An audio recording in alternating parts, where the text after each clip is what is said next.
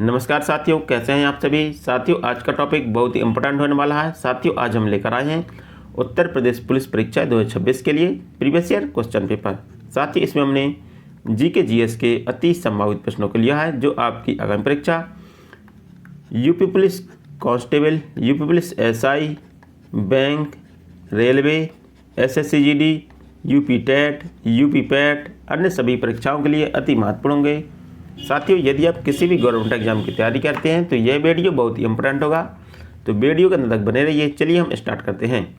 साथियों, हमारा पहला क्वेश्चन कहता है कि भाषा के आधार पर राज्यों का पुनर्गठन किस वर्ष किया गया था। इससे पूछा गया कि भाषा के आधार पर राज्यों का पुनर्गठन किस वर्ष किया गया था।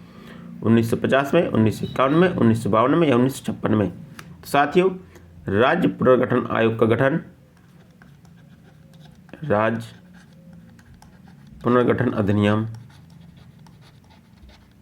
1956 ईस्वी में लाया गया। कब लाया गया कि राज्य पुनर्गठन अधिनियम 1956 ईस्वी में लाया गया, जिसके आधार पर राज्यों का पुनर्गठन किया गया। तो इसका राइट आंसर ऑप्शन डी होगा। हमारा अगला क्वेश्चन है। साथियों, हमारा अगला क्वेश्चन कहता है कि जापान में होन्शु नामक द्वीप किसके लिए प्रसिद्ध है। इससे पूछा गया कि जापान में होन्शु नामक द्वीप है वो किसके लिए प्रसिद्ध है।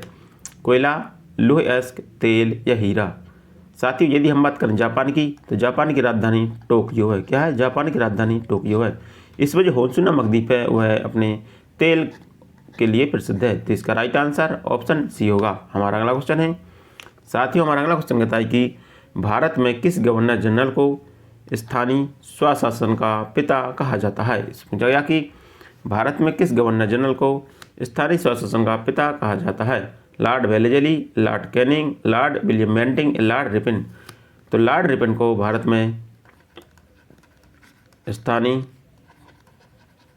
स्वशासन का जनक कहते हैं। इसका राइट आंसर ऑप्शन डी होगा। हमारा अगला क्वेश्चन है। निम्नलिखित में से किसने पहले 1935 में संविधान सभा का सुझाव प्रस्तावित किया। इस पूछा गया कि 1935 में किसने संविधान सभा का सुझाव प्रस्तावित किया था। नेहरू, गांधी, जेपी नारायण या एम.एन. राय। तो इसका राइट आंसर होगा एम.एन. राय ने। एम.एन. राय ने 1935 ईस्वी में संविधान सभा का सुझाव प्रस्तावित किया था। तो इसका राइट आंसर ऑप्शन डी होगा। हमारा अगला क्वेश्चन है।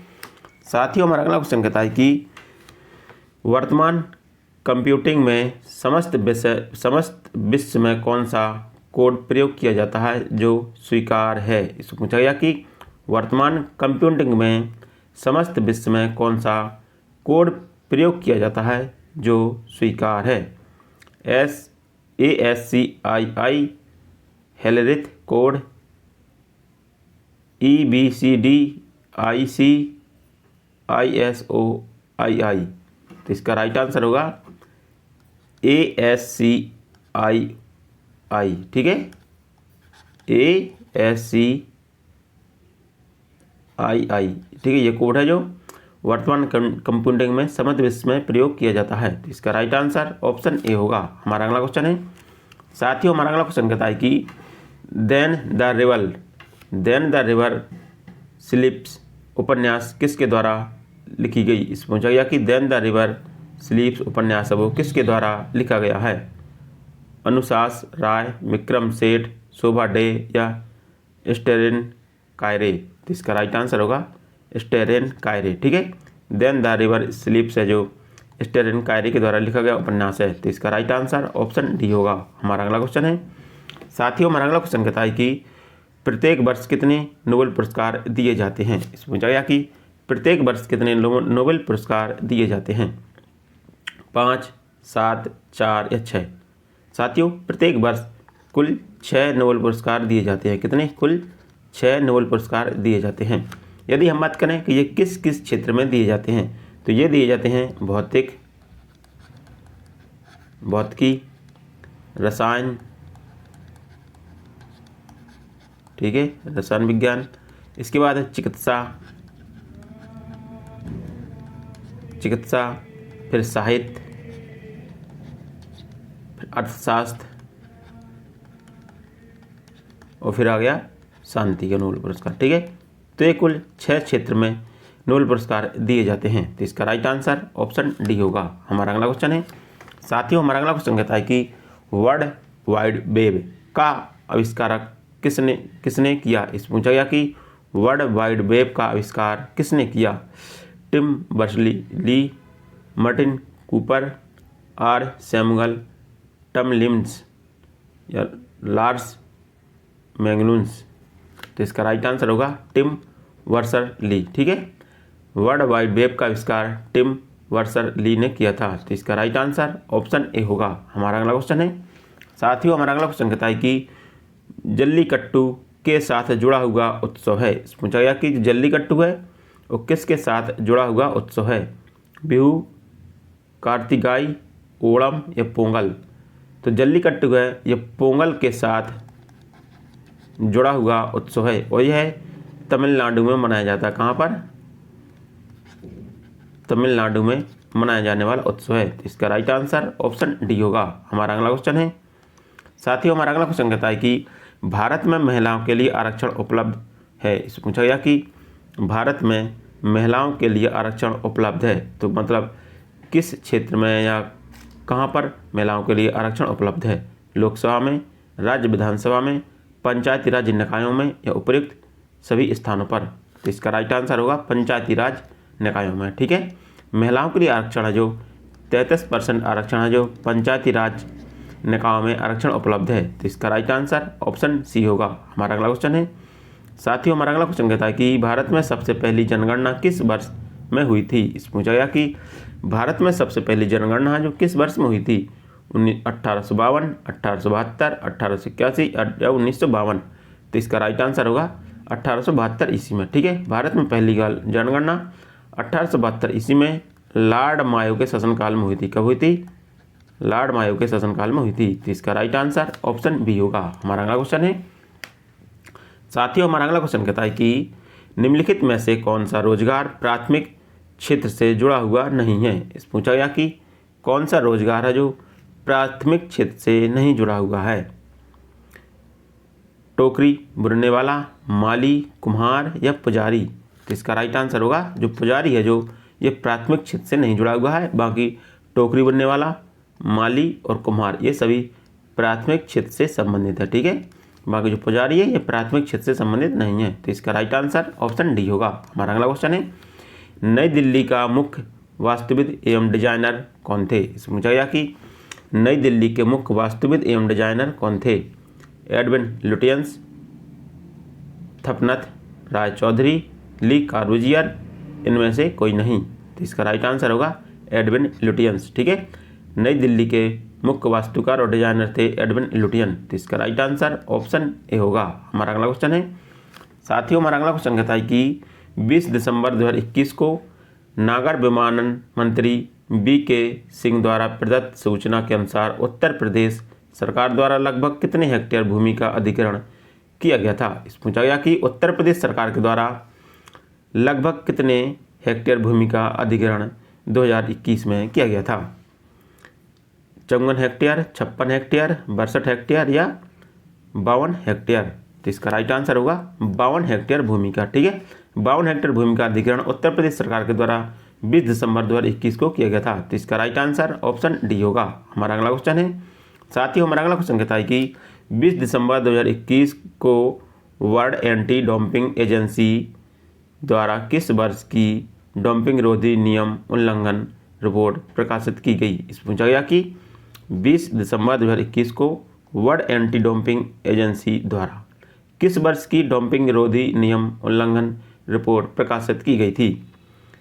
2020, 2021, 2019 या 2018। तो इसका राइट आंसर होगा 2019 की। ठीक है, 2019 की रिपोर्ट प्रकाशित की गई थी। तो इसका राइट आंसर ऑप्शन सी होगा। हमारा अगला क्वेश्चन है साथियों, हमारा अगला क्वेश्चन कहता है कि संविधान का निम्न में से कौन सा संशोधन है जो केंद्र तथा राज्यों में मंत्रिपरिषद के मंत्रियों की अधिकतम संख्या सीमित करता है। इस पूछा गया कि केंद्र तथा राज्यों में मंत्रिपरिषद के मंत्रियों की अधिकतम संख्या कौन सा संशोधन सीमित करता है। 93 संशोधन, 95 संशोधन, 97 संशोधन या 91 संशोधन। तो इसका राइट आंसर होगा 91 संशोधन। ठीक है, 91 संशोधन है जो केंद्र तथा राज्यों में मंत्रिपरिषदों के मंत्रियों की अधिकतम संख्या सीमित करता है। तो इसका राइट आंसर ऑप्शन डी होगा। हमारा अगला क्वेश्चन है साथियों हमारा अगला क्वेश्चन कहता है कि हुमायूं की दुर्घटना के आकस्मिक मृत्यु के उपरांत उनके बेटे अकबर को कहाँ मुगल सिंहासन पर बिठाया गया। इस पूछा गया कि हुमायूं की मृत्यु के बाद अकबर को कहाँ पर सिंहासन पर बिठाया गया था। लाहौर, सरहिंद, कलानौर या काबुल। तो इसका राइट आंसर होगा कलानौर। ठीक है, हुमायूं की मृत्यु के बाद अकबर को 14 फरवरी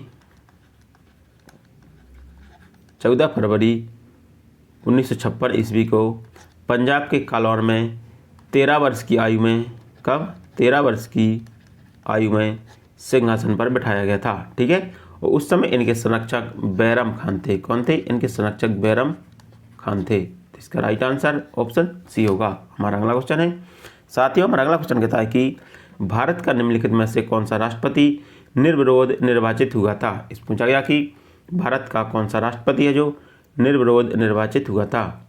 doctor S Radhakrishnan, K R. Narayan, Neelam Sanjiva Reddy या डॉक्टर राजेंद्र प्रसाद। तो इसका राइट आंसर होगा नीलम संजीव रेड्डी। नीलम संजीव रेड्डी ऐसे राष्ट्रपति थे जिन्हें निर्विरोध निर्वाचित किया गया था। साथियों ये भारत के 6वें राष्ट्रपति थे। कौन थे?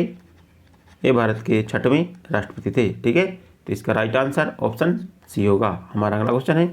साथियों हमारा अगला क्वेश्चन कहता है कि रेडियो तरंग का वेग कितना होता है। इस पूछा गया कि रेडियो तरंग का वेग कितना होता है। 3 × 10⁸ मीटर प्रति सेकंड, 1 × 10⁶ मीटर प्रति सेकंड, 3 × 10⁶ मीटर प्रति सेकंड, 1 × 10⁸ मीटर प्रति सेकंड। इसका राइट आंसर होगा 3 × 10⁻⁸ मीटर प्रति सेकंड। ठीक है, तरंग का जो वेग होता है वो होता है 3 × 10⁸ मीटर प्रति सेकंड। तो इसका राइट आंसर ऑप्शन ए होगा। हमारा अगला क्वेश्चन है। साथियों हमारा अगला क्वेश्चन कहता है कि एफएम प्रसारण बैंड के बीच होता है। इस पूछा गया कि एफएम प्रसारण बैंड के बीच होता है कितना रेंज होता है। ठीक है ना, तो HF range, VHF range, UHF range या उपयुक्त सभी। तो इसका राइट आंसर होगा वीएचएफ रेंज। ठीक है, एफएम प्रसारण बैंड में वीएचएफ रेंज होता है। तो इसका राइट आंसर ऑप्शन बी होगा। हमारा अगला क्वेश्चन है।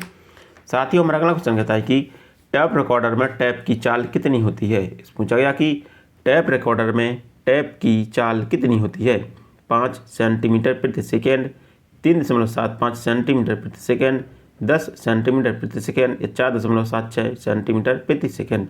तो इसका राइट आंसर होगा 4.76 मीटर प्रति सेकेंड। ठीक है, टैप रिकॉर्डर में टैप की चाल 4.76 सेंटीमीटर प्रति सेकेंड होती है। तो इसका राइट आंसर ऑप्शन डी होगा। हमारा अगला क्वेश्चन है। साथियों हमारा अगला क्वेश्चन कहता है कि नदी के प्रवाह को मापने के लिए निम्न में से किसका उपयोग किया जाता है। इस पूछा गया कि नदी का प्रवाह मापने के लिए किसका उपयोग किया जाता है। Beaufort scale, cusec, Richter scale या एनीमोमीटर। तो इसका राइट आंसर होगा क्यूसेक का। ठीक है, नदी का प्रवाह मापने के लिए क्यूसेक का प्रयोग किया जाता है। तो इसका राइट आंसर ऑप्शन बी होगा। हमारा अगला क्वेश्चन है। साथियों हमारा अगला क्वेश्चन कहता है कि सुपरसोनिक स्पीड मापने का यूनिट क्या है। पूछा गया कि सुपरसोनिक स्पीड मापने का यूनिट क्या है। मैक, नॉट, रिएक्टर या हर्ट्ज। तो इसका राइट आंसर होगा मैक। ठीक है, सुपरसोनिक जो जेट होते हैं उनकी स्पीड मैक में मापी जाती है। तो इसका राइट आंसर ऑप्शन ए होगा। हमारा अगला क्वेश्चन है। साथियों हमारा अगला क्वेश्चन कहता है कि खाद्यान्नों के संरक्षण हेतु निम्न में से किसका प्रयोग किया जाता है। इस पूछा गया कि खाद्यान्नों के संरक्षण हेतु निम्न में से किसका प्रयोग किया जाता है। Vinegar, sodium chloride, potassium permanganate या सोडियम बेंजोएट। इसका राइट आंसर होगा सोडियम बेंजोएट का। ठीक है, खाद्यों के संरक्षण हेतु सोडियम बेंजोएट का प्रयोग किया जाता है। तो इसका राइट आंसर ऑप्शन डी होगा। हमारा अगला क्वेश्चन है। किसी स्थान की आर्द्रता जानने के लिए निम्नलिखित में से किसका उपयोग किया जाता है। इसमें पूछा गया कि किसी स्थान की आर्द्रता मापने के लिए किसका उपयोग किया जाता है। हाइग्रोमीटर, पायरोमीटर, पेरिस्कोप या हाइड्रोमीटर। तो इसका राइट आंसर होगा हाइग्रोमीटर। ठीक है, किस स्थान की आर्द्रता मापने के लिए हाइग्रोमीटर का उपयोग किया जाता है। तो इसका राइट आंसर ऑप्शन ए होगा। हमारा अगला क्वेश्चन है। साथियों हमारा अगला क्वेश्चन कहता है कि वह कौन सी पर्यावरणीय परत है जो विकिरण को वापस पृथ्वी में प्रत्यावर्तित करती है। इस पूछा गया कि वह कौन सी वायुमंडलीय परत है जो विकिरण को वापस पृथ्वी पर प्रत्यावर्तित करती है। स्ट्रेटोस्फीयर, आयनोस्फीयर, एक्सोस्फीयर या ट्रोपोस्फीयर।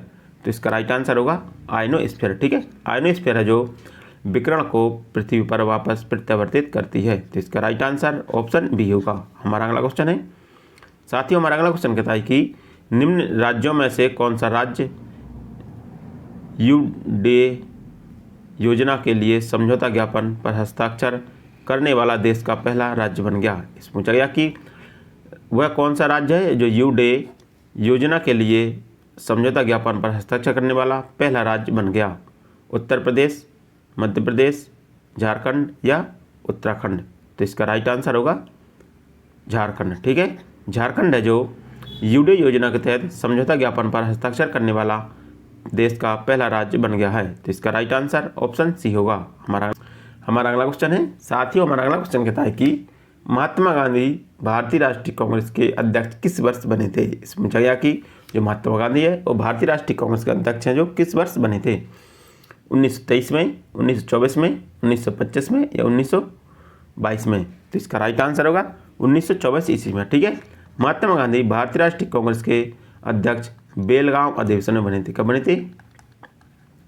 बेलगांव अधिवेशन में 1924 ईस्वी में अध्यक्ष बने थे। और यह भारतीय राष्ट्रीय कांग्रेस के पहले या प्रथम बार ही अध्यक्ष बने थे। ठीक है, क्योंकि वो भारतीय राष्ट्रीय कांग्रेस केवल एक बार ही अध्यक्ष रहे हैं। तो इसका राइट आंसर ऑप्शन बी होगा। हमारा अगला क्वेश्चन है, साथियों हमारा अगला क्वेश्चन कहता है कि क्रीमी लेयर संबंधित है। इससे पूछा गया कि जो क्रीमी लेयर है वो किससे संबंधित है। बायोस्फीयर से, सामाजिक एवं आर्थिक हालात से, कुक्कुट पालन से, दुग्ध उत्पादन से। तो इसका राइट आंसर होगा सामाजिक एवं आर्थिक हालात से। ठीक है, जो क्रीमी लेयर है वो सामाजिक और आर्थिक हालात से संबंधित है। तो इसका राइट आंसर ऑप्शन बी होगा।